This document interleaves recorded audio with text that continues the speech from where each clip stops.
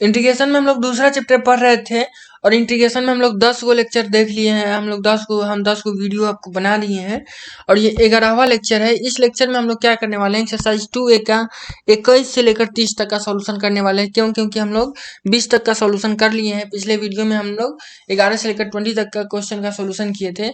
तो चलिए आज के लेक्चर में हम लोग सबसे पहले 21 नंबर क्वेश्चन देखते हैं। 21 नंबर क्वेश्चन में दिया हुआ है integration cos log x by x. ठीक है, तो आपको जब हम पहले ही बताए थे कि इस टाइप की क्वेश्चन में हम लोग उस चीज को सब्स्टिट्यूट करते हैं जिसका डिफरेंशिएशन क्वेश्चन में मौजूद रहता है।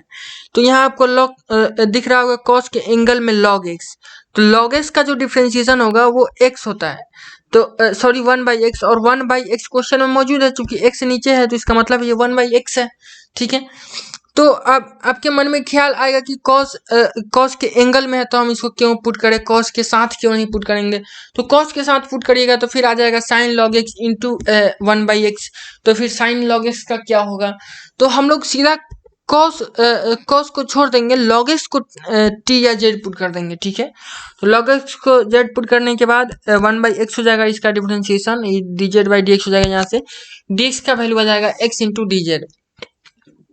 तो यहाँ से जब हम लोग सारे वैल्यू को इंटीग्रेशन आई में पुट करेंगे तो एक्स एक्स कट जाएगा और हो जाएगा कॉस जेड का इंटीग्रेशन साइन जेड और साइन जेड के जगह पर लॉग एक्स रख देंगे, क्वेश्चन का आंसर हो जाएगा। ठीक है, नेक्स्ट क्वेश्चन हम लोग देख रहे हैं sec square log x by x. फिर सेम क्वेश्चन है, फिर से हम लोग लॉग एक्स को जेड पुट कर देंगे और फिर एक्स एक्स कट जाएगा, फिर सेक स्क्वायर जेड का इंटीग्रेशन tan जेड हो जाएगा, जेड का वैल्यू रख देंगे। फिर यहाँ दिया है क्वेश्चन में tan x by log x. अब यहाँ थोड़ी सी इमेजिनेशन सोचने वाली बात है कि tan x का डिफरेंशिएशन होता है सेक स्क्वायर एक्स, क्वेश्चन में नहीं है। cos x का डिफरेंशिएशन होता है साइन x, क्वेश्चन में नहीं है। तो फिर हम लोग t किसको पुट करें, z किसको पुट करें। तो log cos x का हम लोग डिफरेंशिएशन करके देखते हैं कितना आता है। तो जब log cos x का डिफरेंशिएशन करिएगा तो log cos x का डिफरेंशिएशन हो जाएगा 1/cos into minus sine x. तो माइनस साइन तो माइनस बाहर आ जाएगा तो साइन बाई कॉस -tan हो जाएगा। और आपको पता है कि tan क्या है, क्वेश्चन में मौजूद है।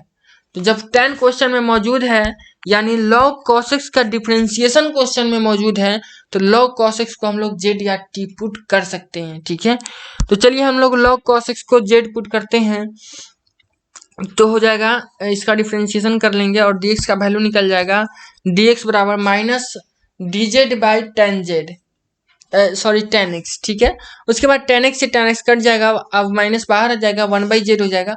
1/z का इंटीग्रेशन होता है log z और z का वैल्यू रख देंगे तो इस क्वेश्चन का आंसर हो जाएगा। उसके बाद हम लोग क्वेश्चन नंबर देखते हैं 24 नंबर क्वेश्चन में दिया हुआ है cot x by log sin x। ठीक है, तो फिर से यहाँ वही फंडा है, हम लोग log sin x को z पुट कर देंगे। log sin x को z पुट करने के बाद इसका डिफरेंशिएशन हो जाएगा cot x बराबर dz बाई एक्स। तो यहाँ से dx का वैल्यू निकाल लेंगे, आ जाएगा cot x इंटू dz। अच्छा सॉरी, यहाँ गलती लिखा हुआ है, ये एक्चुअली में dz बाई cot x होगा। उसके बाद ये कट जाएगा cot x 1/z हो जाएगा। 1/z का इंटीग्रेशन log z होता है, log z तो z का वैल्यू रख देंगे, क्वेश्चन का आंसर हो जाएगा। नेक्स्ट क्वेश्चन हम लोग देख रहे हैं 25 नंबर क्वेश्चन। 25 नंबर क्वेश्चन में दिया हुआ है e⁻x/1 प्लस e⁻x। ठीक है, जब हम लोग इसका इंटीग्रेशन करेंगे तो इसमें क्या आपको पता है कि जिसका इंटीग्रेशन डिफरेंशिएशन दिया रहता है क्वेश्चन में उसको t पुट कर देते हैं या फिर z पुट कर देते हैं। तो 1 प्लस e⁻x को हम लोग z पुट कर देंगे तो इसका डिफरेंशिएशन e⁻x क्वेश्चन में है। तो e⁻x कट जाएगा इसका वैल्यू रखने पर और फिर इसका हम लोग इंटीग्रेशन निकाल लेंगे। ठीक है, उसके बाद नेक्स्ट क्वेश्चन हम लोग देख रहे हैं 26 नंबर क्वेश्चन। 26 नंबर क्वेश्चन में दिया हुआ है x/√a² माइनस x²। ठीक है, तो आपको बताएं कि जिसका डिफरेंशिएशन क्वेश्चन में हो उसको t पुट करते हैं, z पुट करते हैं।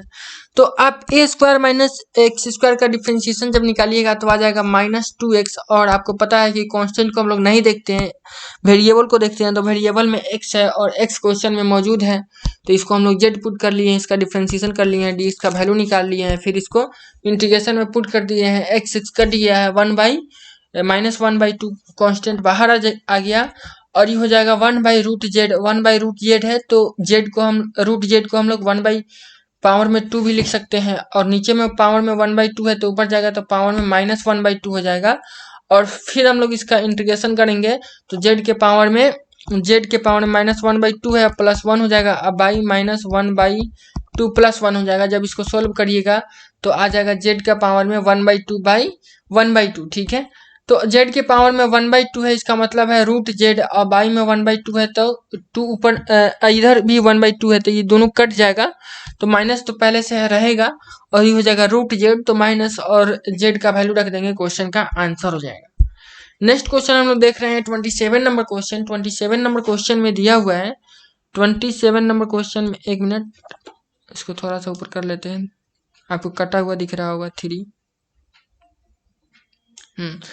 27 नंबर क्वेश्चन में दिया हुआ है cos क्यूब बाई √z का x, sorry cos cube by √x का पावर 4 प्लस 1। तो हम लोग x के पावर 4 प्लस 1 को z पुट कर लेंगे, काहे कि इसका डिफ्रेंशिएशन जब करेंगे तो 4x क्यूब आएगा और इसी क्वेश्चन में दिया हुआ है, तो dx का वैल्यू निकाल लेंगे, इसको इंटीग्रेशन में पुट कर देंगे। फिर से यहाँ जो आएगा वो नीचे में √z आएगा, जैसे पिछले क्वेश्चन में निकाले हैं इसका उसी तरीके से निकाल लेंगे और z का वैल्यू रख देंगे। नेक्स्ट क्वेश्चन हम लोग देख रहे हैं 28 नंबर क्वेश्चन। 28 नंबर क्वेश्चन में दिया हुआ है cos x by √1 plus sign x, ठीक है। तो 1 प्लस साइन x को हम लोग z पुट कर लेंगे क्योंकि इसका डिफरेंशिएशन cos x क्वेश्चन में दिया हुआ है। फिर से हम लोग dx का वैल्यू निकाल लेंगे, फिर इसी चीज को इंटीग्रेशन i में पुट कर देंगे, cos कट जाएगा, फिर से नीचे में हो जाएगा 1/√z, और 1/√z का इंटीग्रेशन आपको निकालना हम बता दिए हैं, और उसी तरीके से निकाल लेंगे और z का वैल्यू रख देंगे, क्वेश्चन का आंसर हो जाएगा। नेक्स्ट क्वेश्चन हम लोग देख रहे हैं 29 नंबर क्वेश्चन। ध्यान देने वाली बात यह है कि जब 29 नंबर जो क्वेश्चन है, एक्चुअली में ये क्वेश्चन गलती दिया है। यहाँ पे क्वेश्चन में यहाँ जो 1 हम लिखे हैं, क्वेश्चन में 1 जो दिया हुआ है बुक में यही दिया हुआ है, तो बुक में इसको देना चाहिए था 2 यहाँ पे, लेकिन दिया है 1, और आंसर दिया है अकॉर्डिंग टू यहाँ 2, ठीक है। तो अगर आप इस क्वेश्चन के अकॉर्डिंग आंसर को मैच करते हैं, बुक में जो दिया है उसके अकॉर्डिंग आंसर को मैच करते हैं, तो आंसर मैच आपका नहीं करेगा। अगर इस क्वेश्चन को आप सुधार कर यहाँ 2 रख कर बनाते हैं तो आंसर मैच करेगा। तो जो बुक में दिया हम इसका सॉल्यूशन कर दे रहे हैं, लेकिन जो इसका आंसर होगा वो बुक का आंसर नहीं होगा, मैच नहीं करेगा, क्वेश्चन में थोड़ी प्रॉब्लम है, ठीक है। तो हम इसके अकॉर्डिंग सॉल्यूशन किए हैं, लंबा चौड़ा थोड़ा जाएगा क्योंकि क्वेश्चन में एरर है, लेकिन ये भी क्वेश्चन सही है, मतलब इसका भी आंसर बन सकता है, इसका भी इंटीग्रेशन निकल सकता है, कोई दिक्कत नहीं है। लेकिन जो आंसर दिया है वो 2 के अकॉर्डिंग दिया है, ठीक है। अगर आपको सेटिस्फेक्शन नहीं है, आपको लग रहा है कि नहीं हम सही नहीं बोल रहे हैं या फिर ऐसा कुछ है, तो जो क्वेश्चन का आंसर दिया है उसका डिफरेंशिएशन करके देख लीजिए, जो क्वेश्चन दिया है वो नहीं आएगा। जैसे कि अगर आपको साइन एक्स का इंटीग्रेशन करने के लिए बोला जाए, ठीक है, तो इसका इंटीग्रेशन आता है cos x minus cos x, ठीक है। तो अगर आप माइनस cos x का डिफरेंशिएशन करते हैं तो वो sin x आ जाता है, ठीक है। तो उसी तरीके से यहाँ इतना इंटीग्रेशन करने के लिए दिया हुआ है, तो मान लीजिए कि इसका आंसर x आता है, तो x का जब हम लोग डिफरेंशिएशन करेंगे तो इतना आना चाहिए। तो बुक में जो क्वेश्चन दिया है वो इतना दिया हुआ है और आंसर इतना दिया हुआ है, लेकिन इसका डिफरेंशिएशन करने पर इतना नहीं आ रहा है। इसका मतलब ये हुआ कि या तो आंसर गलत है या फिर क्वेश्चन गलत है। अब क्या गलत है इस पे हम डिस्कशन नहीं करना चाहते हैं, जो बुक में क्वेश्चन दिया हम उसका सॉल्यूशन करना चाहते हैं, ठीक है। और इसका आंसर पहले ही हम बता दिए हैं कि बुक के आंसर से नहीं मैच करेगा, क्यों नहीं करेगा ये भी बता दिए। और यहाँ पे -1 लेकर ही क्यों बना रहे हैं, जो बुक में दिया है उसी को क्यों बना रहे हैं, क्योंकि थोड़ा अलग टाइप है, इससे थोड़ा सा आपका कंसेप्ट और क्लियर होगा। अगर हम यहाँ 2 रख के बनाए तो ये क्वेश्चन ज्यादा आसान रहेगा, क्योंकि नीचे का डिफरेंशिएशन ऊपर में मौजूद है, जो पीछे आप 1/√z करते आ रहे हैं वही चीजें, ठीक है। तो यहाँ 1 रखने पर क्या होगा, ठीक है। तो 1 रखने पर क्या होगा, तो हम लोग देखेंगे कि नीचे का डिफरेंशिएशन ऊपर में मौजूद है कि नहीं। तो जब हम लोग नीचे का इसका डिफरेंशिएशन करेंगे तो x² का डिफरेंशिएशन हो जाएगा 2x, -2x का डिफरेंशिएशन हो जाएगा -2, 5 का तो 0 हो जाएगा। तो 2x - 2 आ रहा है और ऊपर में दिया है 2x - 1। अगर ऊपर में दिया रहता है 2x - 2 तो क्वेश्चन हम लोग के लिए आसान था, नीचे वाली चीज को हम लोग क्या करते, t पुट कर देते या फिर z पुट कर देते और इंटीग्रेशन को आगे बढ़ा देते। लेकिन ससुरा यहाँ पे ऐसा दिया नहीं है, यहाँ पे -1 दिया है, तो हम क्या कर लेंगे, अपना से कर लेंगे -2। अब -2 कर लेंगे तो ये क्या हो जाएगा, दिया था 2x - 1 और हम कर रहे हैं इसको 2x - 2, तो इसमें हमको जोड़ना होगा ना +1।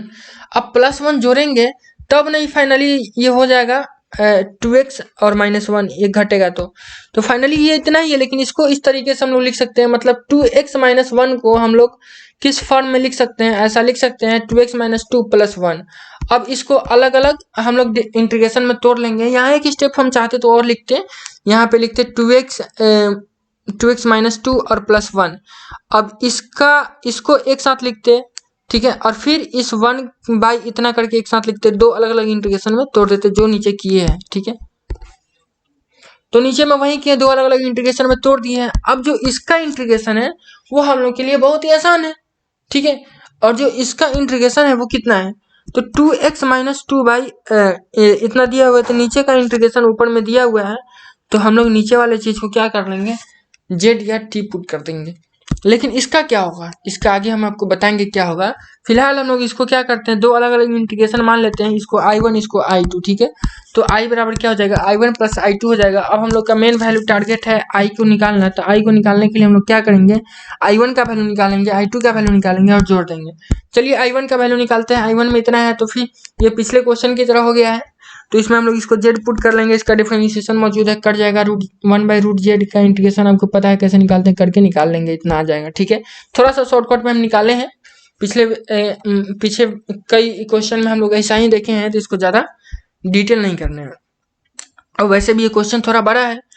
उसके बाद i2 का वैल्यू हम लोग कैसे निकालेंगे, तो √1/√अंदर नीचे में इतना दिया हुआ है, तो हम लोग क्या करते हैं, जब भी ऐसा क्वेश्चन दिया रहता है 1/√, के अंदर में इस तरीके का पोलिनोमियल फंक्शन दिया रहता है, तो हम लोग क्या करते हैं, इसको परफेक्ट स्क्वायर के रूप में करते हैं पहले। तो परफेक्ट स्क्वायर के रूप में यहाँ कितना किया जा सकता है, तो यहाँ देख रहे हैं आप, x² है माइनस 2x है, और प्लस 1 प्लस 4 इसको लिख सकते हैं, 5 है, इसको 1 प्लस 4 इसलिए लिखे हैं ताकि ये जो वाला पार्ट है, ये वाला पार्ट x माइनस 1 का होल स्क्वायर बैठ जाए, ठीक है, इसलिए लिखे हैं। तो ये हो जाएगा x माइनस 1 का होल स्क्वायर, ये हो जाएगा 4 को लिख सकते हैं 2 का स्क्वायर। अब ध्यान दीजिएगा, ये हो गया 1/√x² प्लस a², ठीक है। तो 1/√x² प्लस a² का फॉर्मूला होता है log x plus x² plus a², ठीक है। ये फार्मूला होता है जो आप 12th क्लास में भी पढ़े होइएगा, एनसीईआरटी के 7.4 एक्सरसाइज में, ठीक है। तो ये फार्मूला अप्लाई कर देंगे, तो हम लोग का i2 का जो वैल्यू हो जाएगा वो इतना हो जाएगा। और इसके जगह पर कितना लिख सकते हैं, इतना लिख सकते हैं, क्योंकि इसी को सोल्व करके हम लोग इसको परफेक्ट स्क्वायर में इतना किए थे, ठीक है। तो यही चीज यहाँ लिख दिए हैं, और इसको मान लेते हैं इक्वेशन नंबर 3। तो इक्वेशन 1st, 2nd, 3rd से हम लोग क्या देख रहे हैं कि i बराबर i1 प्लस i2 है, तो यहाँ i बराबर कितना हो जाएगा, i1 का वैल्यू इतना था, इसको रख दिए, फिर i2 का वैल्यू रख देंगे, और यही इस क्वेश्चन का आंसर हो जाएगा, ठीक है। नेक्स्ट क्वेश्चन हम लोग 13 नंबर क्वेश्चन देख रहे हैं। 13 नंबर क्वेश्चन में दिया हुआ है cos √x बाई √x, ठीक है।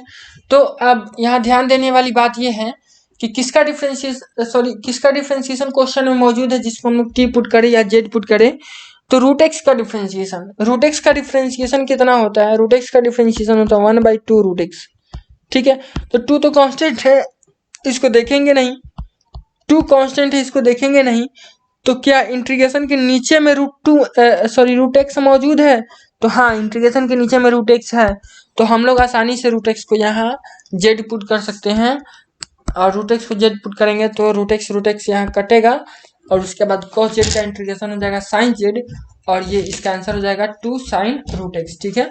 और यही इस क्वेश्चन का आंसर हो जाएगा। इस वीडियो के लिए इतना ही रहने देते हैं, नेक्स्ट वीडियो में हम लोग आगे के क्वेश्चन का सोल्यूशन करेंगे। इस वीडियो के लिए इतना ही।